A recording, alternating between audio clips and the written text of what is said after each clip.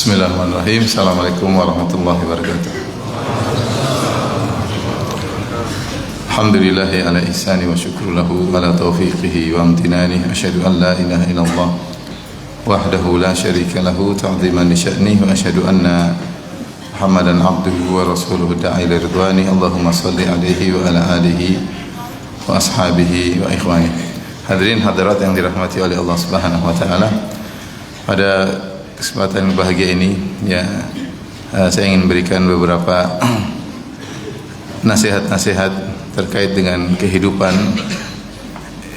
Mudah-mudahan bermanfaat bagi diri saya pribadi dan juga bagi hadirin dan hadirat yang dirahmati oleh Allah Subhanahu wa taala, karena kita sadar bahwasanya hidup kita entah sampai kapan kita tidak tahu ya. Dan kita juga sadar bekal kita sangat terbatas ya. Ketakwaan kita masih kurang ya, padahal bekal terbaik bertemu Allah adalah ketakwaan. Allah Subhanahu wa taala berfirman ketika berbicara tentang haji, kata Allah Subhanahu wa taala, "Wa tazawwadu", berbekalah kalian kalau mau berhaji.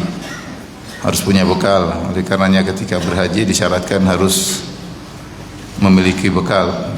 Kemudian Allah mengingatkan ada perjalanan yang lebih berat daripada ini, yaitu hari akhirat. Kata Allah, fa inna khairaz zadi at-taqwa, dan sebaik-baik bekal adalah ketakwaan.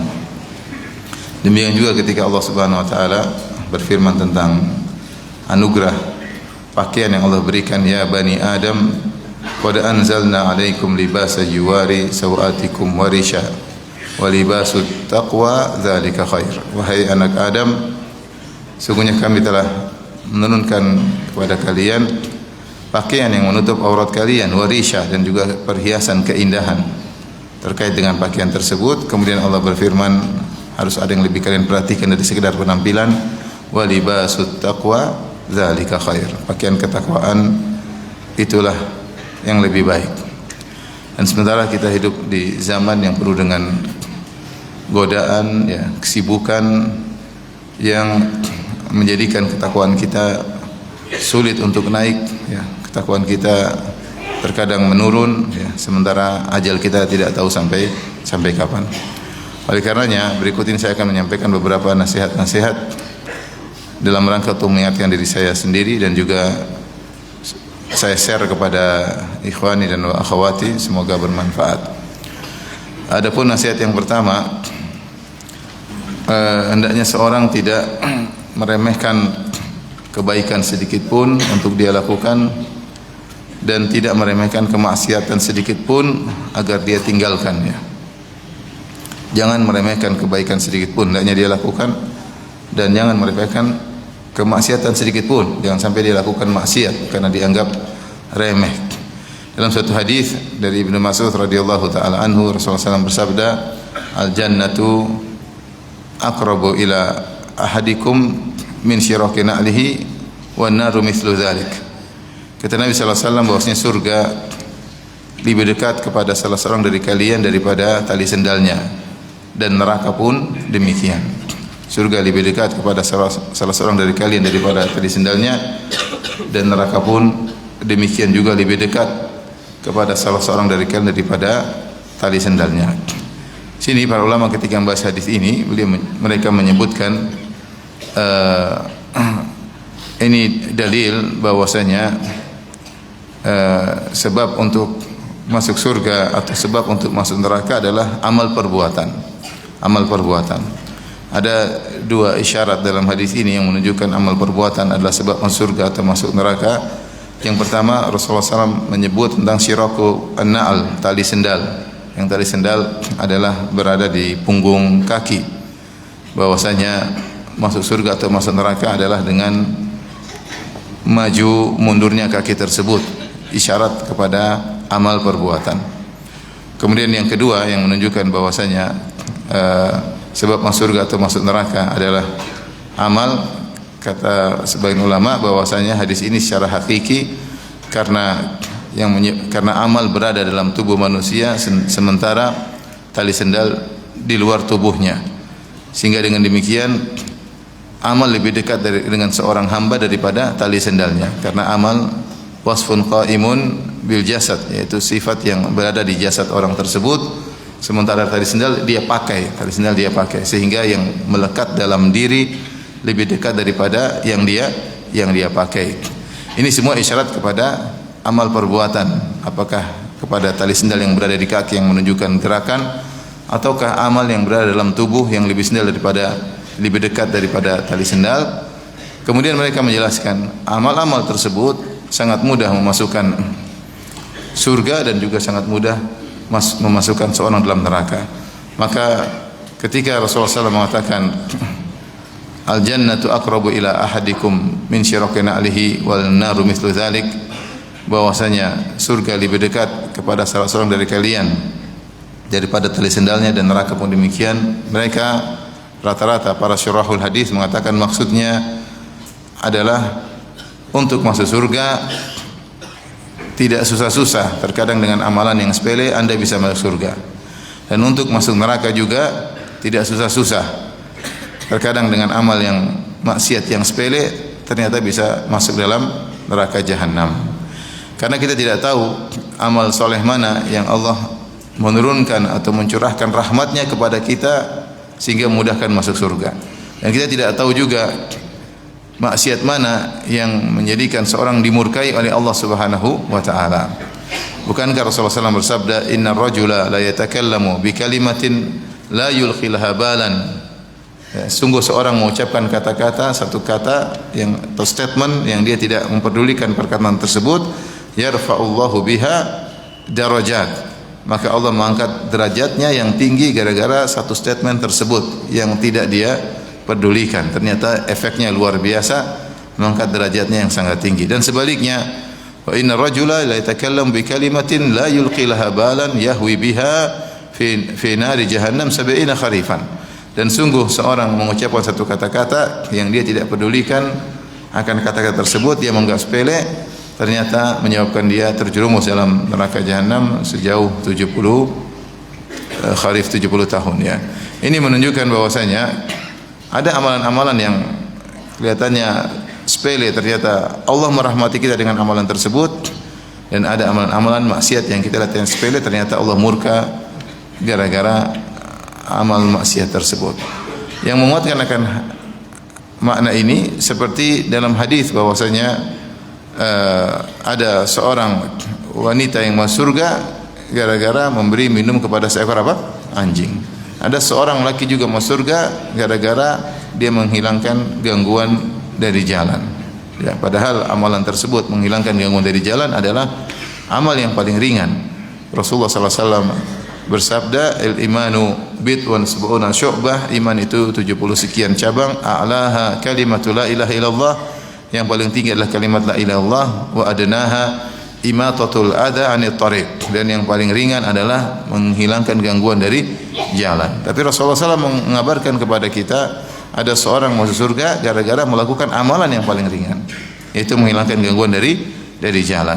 Nah, kita tidak tahu amal mana yang buat, atau seorang tidak tahu amal mana yang buat seorang masuk surga. Oleh karenanya setiap ada kesempatan beramal soleh hendaknya dia lakukan, jangan dia sia-siakan. Maka jika tidak, dia akan sepele, karena kesempatan untuk beramal tersebut tidak akan terulang lagi. Karena untuk beramal kita butuh waktu untuk bisa mengamalkan perbuatan tersebut, dan waktu ini tidak akan berulang. Makanya Rasulullah SAW mengatakan, la tahqiranna minal ma'rufi syai'an walau an talqa akhaka biwajhin taliq. Janganlah engkau meremehkan kebaikan sedikit pun, meskipun hanya sekedar tersenyum ketika bertemu dengan saudaramu ya. Kata Nabi SAW, wattaqun nara walau bi syaqqi tamrah. Ya, walau bi syaqqi tamrah. Jagalah dirimu dari neraka jahanam meskipun hanya bersedekah sepenggal korma. Kita tidak tahu amal mana yang mendatangkan keridhaan Allah Subhanahu wa taala. Oleh karenanya, kalau ada kesempatan kita beramal, lakukan. Apa saja yang bisa kita lakukan, lakukan. Ada kesempatan baca Quran, ada senyum kepada saudara, senyum, ada berbicara untuk menyenangkan hati saudara, lakukan ya. Ada kesempatan untuk telepon orang tua, telepon saudara, telepon kakak, telepon adik, lakukan. Ada kue sedikit berlebihan kasih tetangga ya. Ada melihat di depan kita ada satpam, ada duit kasih aja, 5.000, 10.000, 2.000 ya. Kalau antum kasih 2.000, dia bilang terima kasih. Tapi kalau antum kasih 100.000, makasih Pak Haji. Jadi apa saja yang kebaikan yang bisa kita lakukan, lakukan. Anak-anak kita nasihati, istri kita ajak baca Quran, istri kita nasihati, apa saja. Ada pembantu kita ngomong dengan cara yang baik. Pokoknya kebaikan apapun jangan diremehkan. Yang bisa kita lakukan, lakukan. Nanti kita menyesal karena banyak waktu yang terlewatkan.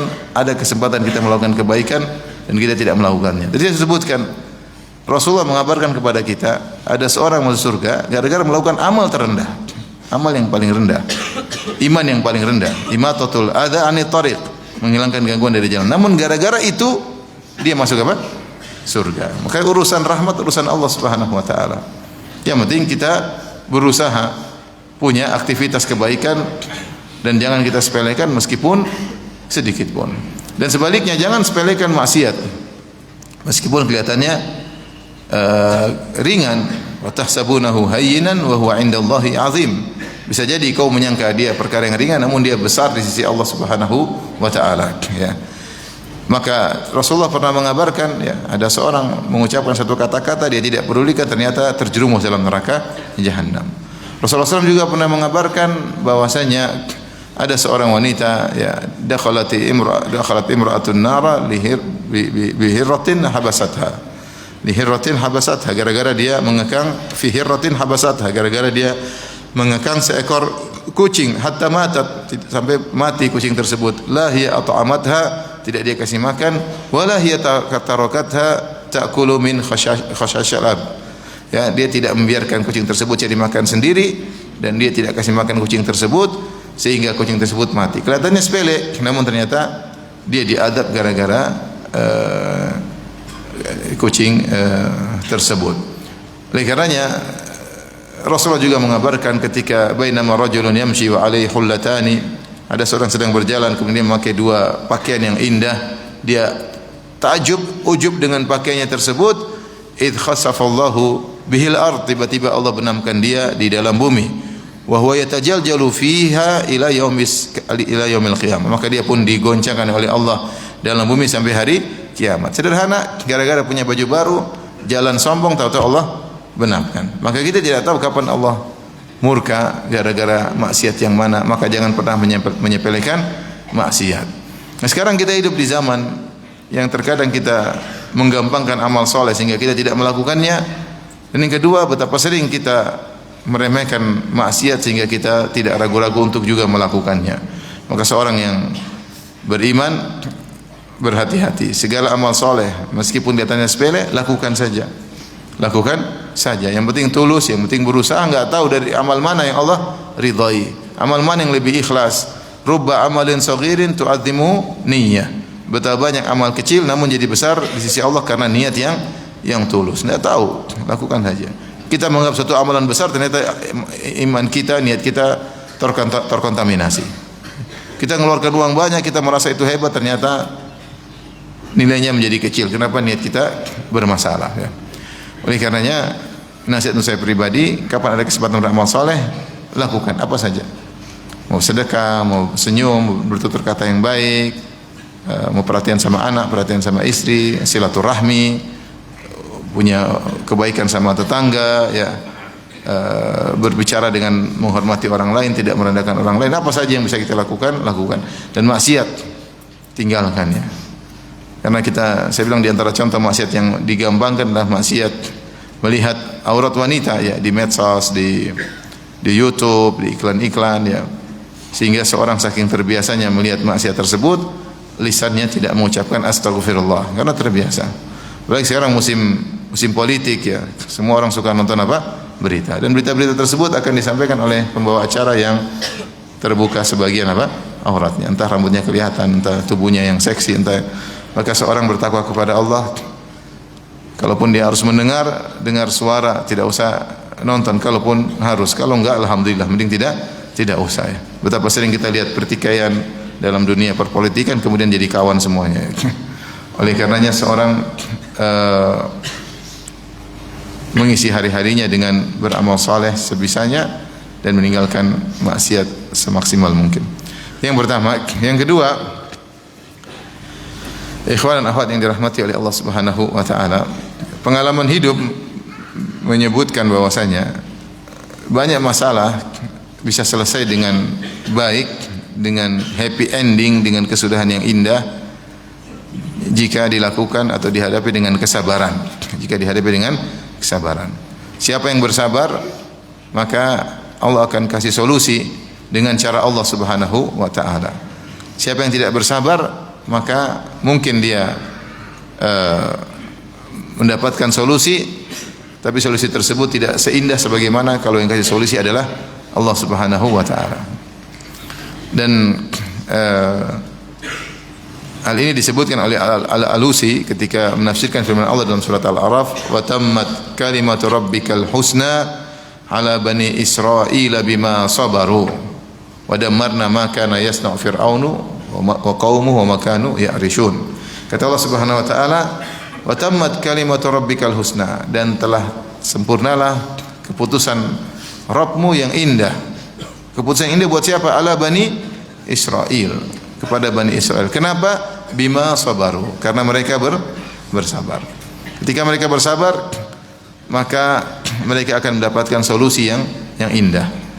Kalau orang tidak bersabar, mungkin ada solusi, mungkin, tapi belum tentu hasilnya indah, dan belum tentu lebih baik daripada masalah sebelumnya. Mungkin kelihatannya selesai, tapi ternyata menimbulkan permasalahan-permasalahan lain yang berkepanjangan, yang tidak penghujungnya. Maka di antara cara terbaik adalah seorang ketika menghadapi permasalahan adalah dengan bersabar. Serahkan kepada Allah Subhanahu wa taala, tentu dengan berusaha, tetapi kesabaran dia kedepankan. Ya, dalam hidup ini kita banyak mengalami permasalahan, banyak permasalahan dakwah kalau itu dia seorang dai, permasalahan keluarga jika dia berkeluarga, permasalahan ekonomi jika dia seorang pengusaha, banyak sekali permasalahan yang dia hadapi. Ya, semua bukan berarti kalau orang sabar kemudian dia pasrah tidak melakukan apa-apa, enggak. Karena Allah mensifati para rasul yang penyabar dengan ulul azm. Kata Allah, fasbir kama sabara ulul azmi minar rusul. Bersabarlah wahai engkau Muhammad sebagaimana bersabarnya para ulul azmi, yaitu ulu artinya pemilik al-azm, tekad yang kuat dari kalangan para rasul. Di antaranya adalah Nabi Nuh alaihissalam, Nabi Musa, Nabi Isa, ulul azmi minar rusul. Nah, Allah mensifati para rasul tersebut dengan ulul azmi. Mereka sabar sehingga Rasulullah SAW disuruh untuk bersabar seperti mereka, tapi mereka punya tekad yang kuat. Kesabaran bukan berarti pasrah, tapi kesabaran disertai dengan apa? Usaha, ikhtiar kalau bahasa kita. Tetapi ketika kita sedang berikhtiar, hati kita harus apa? Bersabar. Harus bersabar. Serahkan kepada Allah Subhanahu wa taala sambil berikhtiar. Pengalaman hidup membuktikan bahwasanya kalau ada permasalahan yang kita hadapi, sabar aja. Sabar. Kita melihat contoh-contoh yang diterapkan oleh para ulama dalam kehidupan. Ketika ada masalah, kita hadapi dengan kesabaran, tidak terpancing emosi, tidak marah membabi buta, ya. Maka ternyata solusinya cepat dan indah. Ya. Kok bisa demikian? Allah yang kasih solusi. Innahu may yattaqi wa yasbir fa innallaha la yudhi'u ajral muhsinin. Sungguhnya siapa yang bertakwa dan bersabar, Allah tidak menyia-nyiakan pahala orang-orang yang berbuat ihsan, ya. Allah tidak menyia-nyiakan. Allah akan berikan balasan di dunia. Di antaranya Allah kasih solusi yang terbaik, ya. Oleh karenanya betapa sering kita tidak sabar, kita merasa dengan tidak sabar tersebut solusi akan segera datang, ternyata masalah semakin bertambah. Masalah semakin bertambah. Terutama dalam problematika rumah tangga, ya, sabar. Ibu-ibu jangan suka tidak sabar, bapak-bapak juga jangan suka tidak sabar. Namanya kehidupan rumah tangga, kita akan melalui lautan yang luas, yang tidak bertepi, dengan ombak yang bisa saja sewaktu-waktu muncul. Sementara bekal perjalanan mungkin sedikit, ya, kapal pun tidak kokoh sebagaimana yang seharusnya. Ketika kapal kita diterpa, dihantam oleh ombak-ombak yang besar, sabar. Jangan mengandalkan kecerdasanmu, jangan terlalu mengandalkan ekonomimu, ya, finansialmu. Itu semua adalah sebab. Tapi yang sebab paling utama yang buat seorang bisa selamat dalam perjalanan ya, adalah kesabaran. Kesabaran. Oleh karenanya seorang harus selalu mengingatkan dirinya untuk apa?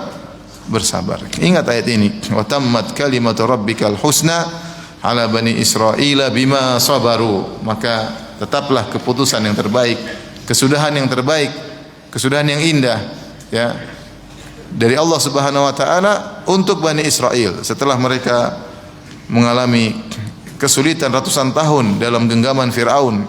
Akhirnya karena kesabaran mereka di penghujung baru Allah kasih apa? Solusi. Bima sabaru wa tammat kalimatu rabbikal husna ala bani Israil bima sabaru. Maka tetaplah kesudahan yang indah kepada Bani Israel karena kesabaran mereka. Dan tentunya kita semua sadar bahwa dalam hidup ini banyak sekali problematika, banyak sekali ujian. Sabar ya, sabar ya. Tidak usah terprovokasi, tidak usah ikut-ikutan ngabung, tidak usah ikut-ikut komentar di medsos. Sabar aja, sabar aja. Waktu berjalan tiba-tiba kita akan dapati solusi yang indah, yang luar biasa di luar daripada dugaan kita. Di antara kalimat yang semirip dengan perkataannya Al-Alusi dalam Ruhul Ma'ani yang saya sebutkan tadi adalah perkataan Syekhul Islam Ibn Taimiyah rahimahullahu taala ketika beliau menjelaskan tentang 20 sebab harus memaafkan. Beliau menyebutkan di antara jika seorang dizalimi maka dia punya dua pilihan. Ya. Dia punya dua pilihan. Pilihan pertama dia hadapi kezaliman tersebut dengan cara dia. Pilihan kedua dia serahkan kepada Allah Subhanahu wa taala. Ya, pilihan kedua dia serahkan kepada Allah Subhanahu wa taala. Kalau dia serahkan kepada Allah, maka dia telah bersandar kepada Zat yang Maha Kuat. Zat yang Maha tahu yang terbaik bagi hambanya. Maka Allah akan berikan solusi yang terbaik. Tapi kalau dia berusaha sendiri, dia meninggalkan ketakwaan, meninggalkan kesabaran, maka mungkin ada solusi, namun tidak seindah yang dibayangkan. Karena saya bilang solusi terbaik adalah apa? Sabar. Terapkan dalam kehidupan. Ketika kita melihat problematika satu demi satu, ini butuh keyakinan. Ini butuh apa? Keyakinan. Ya. Makanya ketika Allah berfirman tentang Nabi Nuh di akhir ayat setelah menceritakan kisah Nabi Nuh perjalanan dakwah yang begitu panjang, Allah mengatakan fasbir innal aqibata lil muttaqin. Bersabarlah engkau ya Muhammad sebagaimana sabarnya Nabi Nuh, sungguhnya kesudahan yang indah bagi orang-orang yang bertakwa. Ya. Taib. Yang berikutnya dalam kehidupan ini adalah hendaknya kita niatkan segala aktivitas kita karena Allah Subhanahu wa taala, dan ini butuh mujahadah dalam menghadirkan niat dalam segala aktivitas yang kita lakukan. Maksud saya adalah aktivitas duniawi. Kalau aktivitas ukhrawi seperti pengajian, baca Quran, umrah, haji, salat, jelas itu mudah hadir dalam niat kita melakukannya karena Allah, tinggal ikhlas atau tidak. Tapi kita melakukan ini, kita merasakan sebagai ibadah itu mudah. Tetapi dalam aktivitas duniawi ini yang terkadang kita lalai. Maka seorang bermujahadah, berjuang ketika melakukan amal-amal duniawi, dia niatkan karena Allah Subhanahu wa taala. Allah Subhanahu wa taala berfirman, "Nisa'ukum harthul lakum fa'tu harthakum anna syi'tum wa qaddimu li anfusikum wattaqullaha wa'lamu annakum mulaquh." Kata Allah Subhanahu wa taala, sungguhnya istri-istri kalian adalah sawah ladang bagi kalian. Fa'tu harthakum anna syi'tum, maka datangilah sawah ladang tersebut. Ya, sawah ladang itu diurusin, disiramin, jangan dibiarkan kering ya. Maka datangilah istri-istri kalian anna syi'tum, kapan saja kalian kehendaki dan bagaimanapun cara yang kalian lakukan. Setelah itu, setelah Allah menyebut tentang hubungan intim suami istri, Allah menyuruh para lelaki untuk mendatangi istri-istri mereka. Maka Allah berkata, wa qaddimu li anfusikum, maka persembahkanlah, qaddimu li anfusikum, persembahkanlah kebaikan untuk diri kalian. Maka para ahli tafsir membahas kebaikan apa yang bisa disumbangsikan seseorang kepada dirinya ketika dia berhubungan dengan istrinya.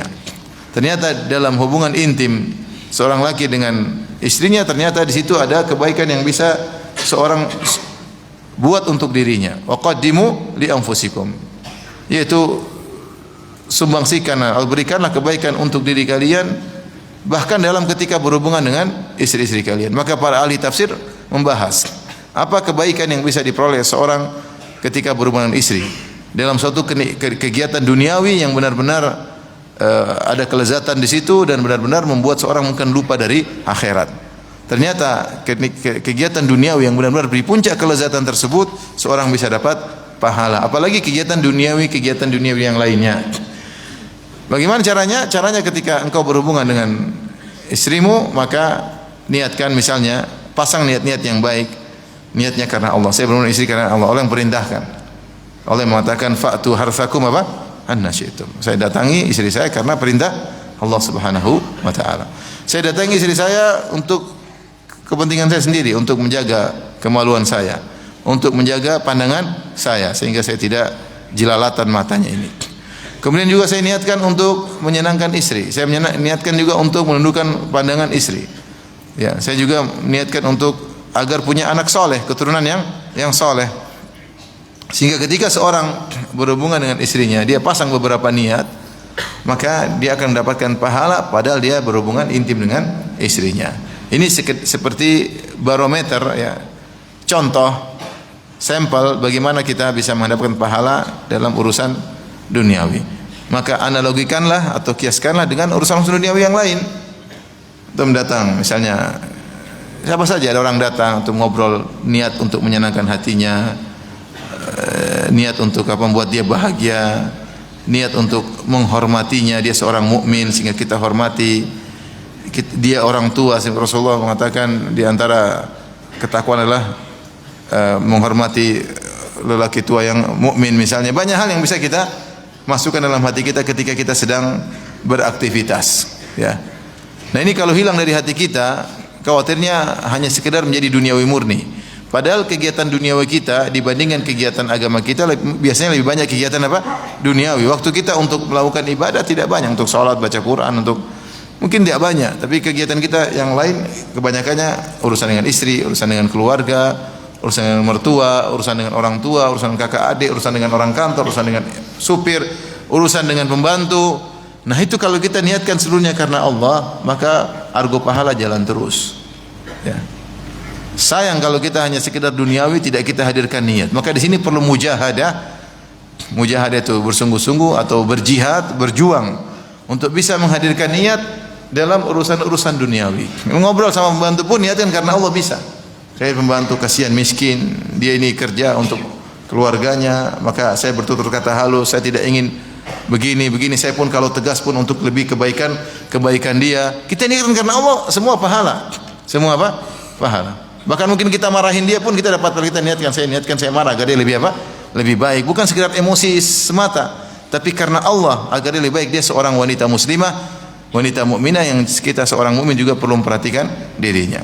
Bahkan dengan pembantu kita bisa dapat pahala. Ketemu tetangga mau tidak mau kita mau sapa dia, kita mau senyum sama dia. Ingat, ada kita senyum karena enggak enak, kita enggak dapat pahala. Tapi saya mau senyum karena dia, karena Allah. Dapat pahala tidak? Pahala.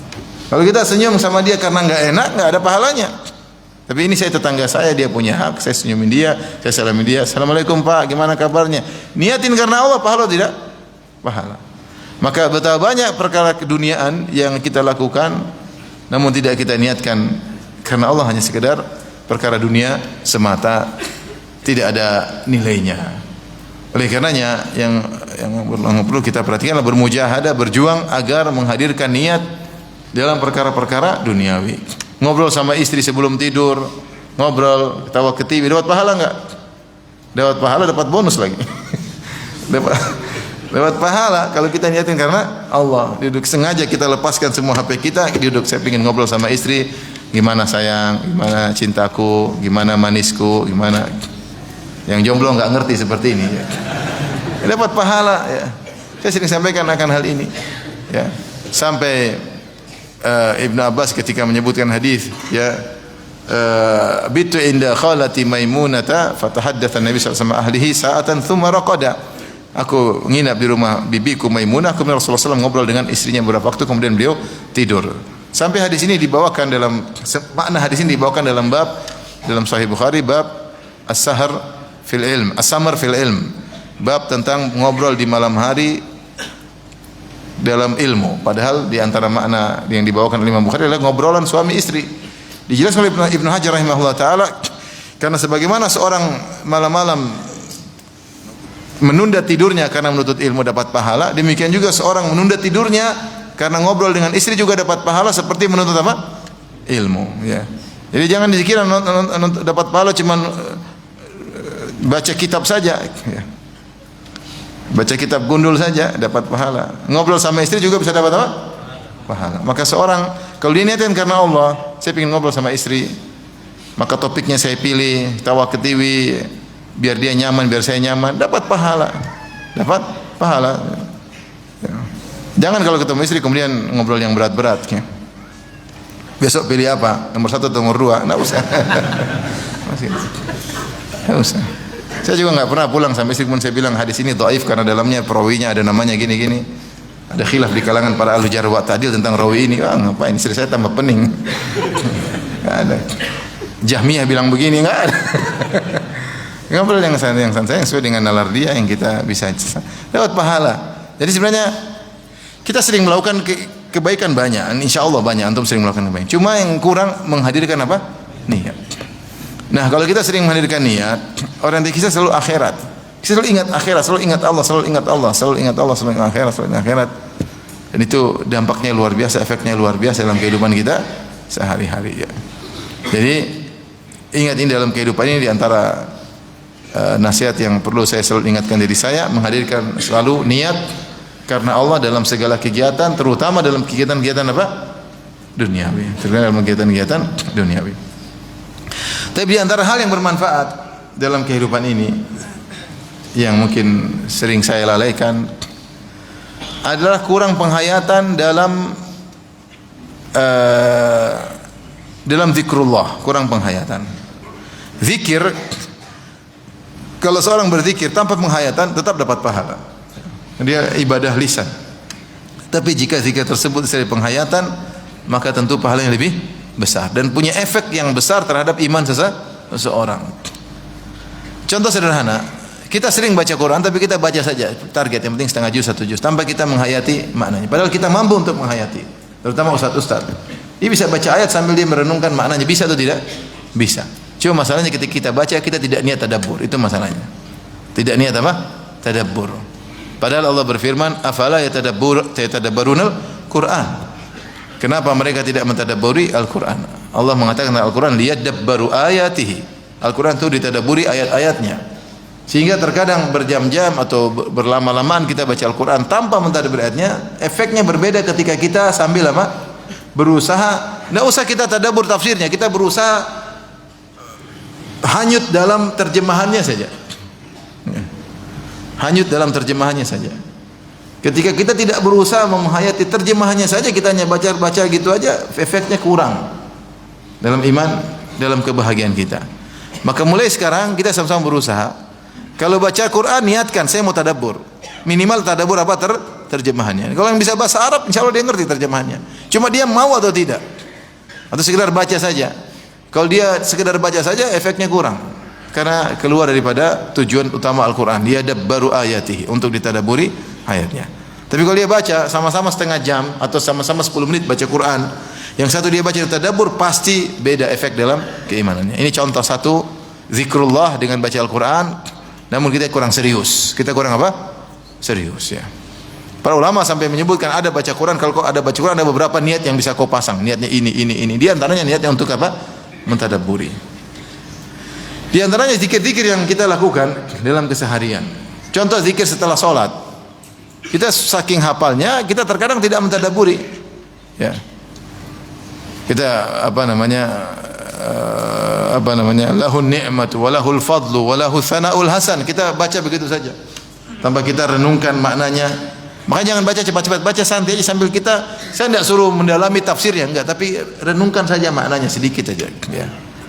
Allahumma la mani'a lima atait wa la mu'tiya lima mana'ta. Itu pengaruh luar biasa, ya. Allah tidak ada yang bisa mencegah kalau kau telah berikan anugerah kepadaku. Dan siapapun yang ingin berikan kenikmatan kepadaku, kalau kau tidak setuju tidak akan sampai kepadaku. Mau usaha semaksimal mungkin, kalau Allah tidak izinkan tidak akan terjadi. Semua orang melarang engkau dari nikmat tersebut, kalau Allah anugerahkan maka akan kau dapatkan. Subhanallah, makna yang sangat dalam. Kemudian kita mengucapkan subhanallah, subhanallah sambil kita renungkan saja, maha suci engkau ya Allah. Tidak ada yang berhak disembah kecuali Engkau ya Allah. Maha suci Engkau ya Allah, tidak ada kekurangan dalam sifat-sifat-Mu ya Allah. Maha suci Engkau ya Allah, Engkau tidak zalim sama sekali ya Allah. Engkau selalu adil dalam setiap keputusan-Mu. Maha suci Engkau ya Allah, sungguh betapa banyak orang berbuat kezaliman, kesyirikan dengan menyembah selain Engkau ya Allah. Maha suci Engkau ya Allah, betapa sering orang suudzon kepada Engkau ya Allah, padahal Engkau tidak berhak untuk disuudzoni. Banyak kita merenungkan dalam ucapan mana? Subhanallah, subhanallah, subhanallah, subhanallah. Banyak kita merenungkan alhamdulillah. Alhamdulillah segala nikmat yang Kau berikan kepada aku. Alhamdulillah dengan sifat-sifat yang begitu tinggi, yang maha agung ya Allah. Alhamdulillah Engkau ya Allah, Engkau sudah kasih aku istri ya Allah. Yang belum ya Allah berikan kepada mereka istri. Ya Allah, alhamdulillah Engkau telah berikan aku anak, Engkau berikan aku rumah, Engkau berikan aku kesehatan, Engkau berikan aku iman, Engkau berikan aku kesempatan untuk ikut pengajian. Engkau menjauhkan aku dari berbagai macam kemaksiatan, Engkau menyibukkan aku dalam ilmu, Engkau banyak sekali mau kita puji Allah Subhanahu wa ta'ala. Tapi kita alhamdulillah sambil lihat WhatsApp. Gimana kita mau zikir sambil lihat apa? WhatsApp. Tidak bisa. Hati ini Allah tidak jadikan wa ma ja'ala apa li rajulin min qalbayni fi jawfi. Tidak ada dua hati dalam satu hati saja. Maka harus fokus. Ya. Tapi di antara kritikan sebagian ulama tentang misalnya ada seorang yang kemudian misalnya al-mujawwid atau al-qari, kemudian dia dengar soran 5 orang 7 orang, ya susah lah. Bagaimana dia mau fokus mendengar 7 apa? 7 orang. Kalau 2 mungkin dia masih. Tapi kalau 7 orang langsung baca bareng-bareng, gimana dia mau fokus? Susah. Maka jangan, karena hati kita ini enggak mampu. Ya, hati ini kita enggak mampu. Allah yang mengatakan tidak ada Allah berikan 2 hati dalam hati seseorang. Enggak bisa, harus fokus. Oleh karenanya kalau kita berzikir, kita fokus. Kasih waktu sedikit aja untuk merenungkan. Toh waktu tetap berjalan. Subhanallah tetap aja kita berjalan. Nah, kita sertakan ketika subhanallah sambil perenungan sedikit-sedikit saja. Itu efeknya luar biasa terhadap iman. Dan ada kelezatan yang kita rasakan setelah sholat. Sholat kita merasa kelezatan tersendiri. Kita duduk berzikir itu kelezatan apa? Tersendiri.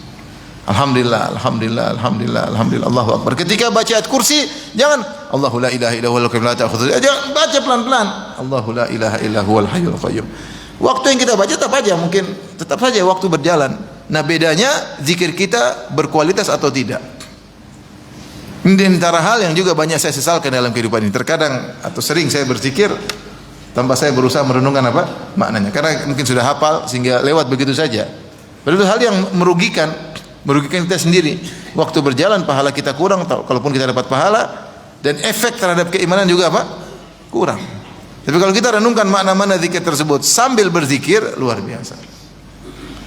Oleh karena dalam kehidupan ini, ketika berzikir sambil direnungkan makna zikir-zikir tersebut, sehingga kita lebih mengagungkan Allah Subhanahu wa taala. Dan efek luarnya terhadap iman luar biasa. Di antaranya zikir pagi petang. Zikir pagi petang kita juga berusaha kita renungkan, ya. Karena itu kegiatan zikir keseharian yang kita ucapkan, dan semua zikir kita zikir mutlak, astaghfirullah, subhanallah, walhamdulillah, Allahu akbar, wala haula wala quwata illa billah, dan seterusnya. Kita berzikir sering kita renungkan makna zikir-zikir tersebut, dan ini insyaallah punya manfaat yang besar bagi iman kita, dan efeknya luar biasa, dan juga pahalanya lebih besar di sisi Allah Subhanahu wa taala.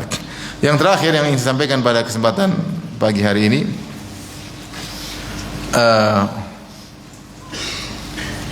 bahwasanya latih selalu husnudzon kepada Allah Subhanahu wa taala dengan meyakini bahwasanya Allah adalah Arhamur Rahimin, zat yang paling maha penyayang, yang sayang sama kita banyak di dunia ini. Anak kita sayang sama kita atau tidak? Sayang. Yang punya anak, yang enggak punya anak belum ngerti. Istri kita sayang atau tidak? Sayang, meskipun dia suka ngomel, dia tetap sayang. Orang tua kita sayang atau tidak? Sayang. Orang tua kita sayang sama kita. Teman-teman kita sayang atau tidak? Sayang. Kita datang, dilayani, kemudian dia sayang. Telepon kita sayang. Ya. Semua itu sayangnya sedikit. Yang lebih sayang kepada kita adalah pencipta kita. Ibu kita yang sayangnya luar biasa kepada kita masih kalah jauh dengan kasih sayang Allah Subhanahu wa taala, ya. Jauh. Allah aja mengatakan, Allah menciptakan 100 rahmat. Allah turunkan di bumi baru 1 rahmat, masih 99 rahmat yang Allah ciptakan di akhirat. Itu baru Satu aja kita sudah merasakan kasih sayang ibu kepada apa? Anak. Bagaimana dengan kasih sayang Allah Subhanahu wa taala?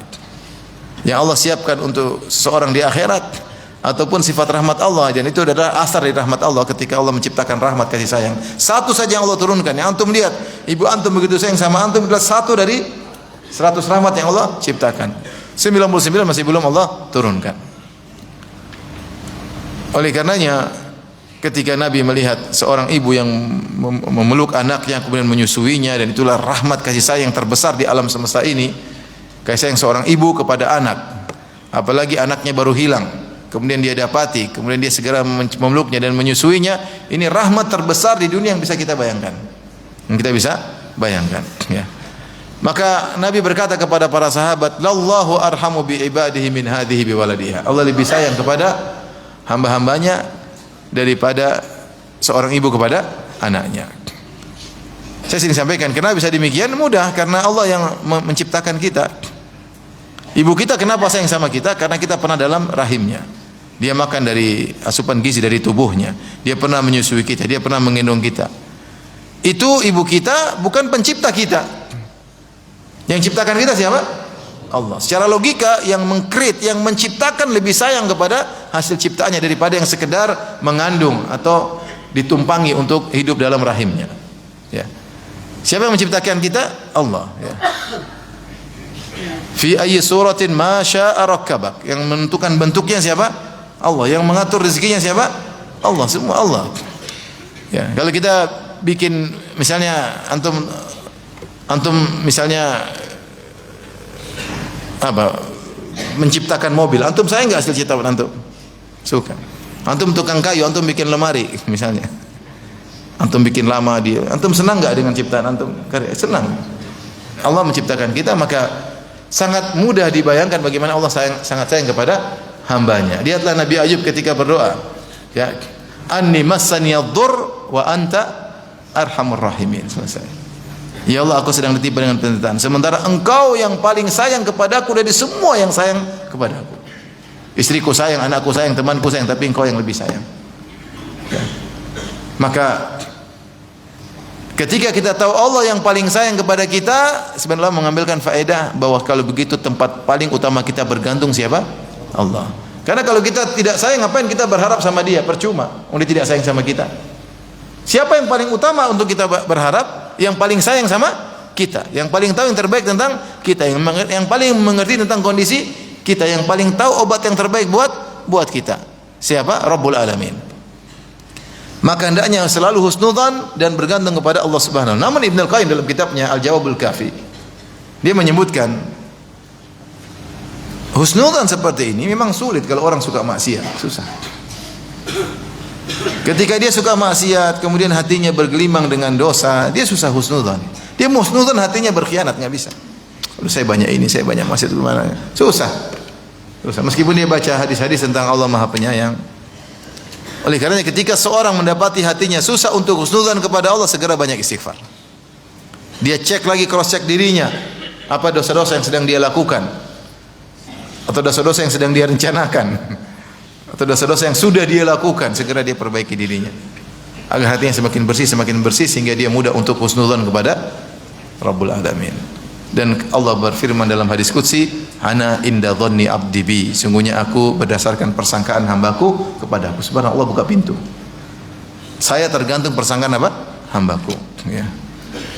In dhanna khairan falahu, kalau dia berprasangka baik maka bagi dia kebaikan yang sesuai dengan dia persangkakan. Wa in dhanna syarran falahu, kalau dia berburuk sangka maka bagi dia keburukan tersebut. Falyadhun abdi bima syaa, maka hendaknya hambaku berprasangka tentangku dengan apa yang dia sukai.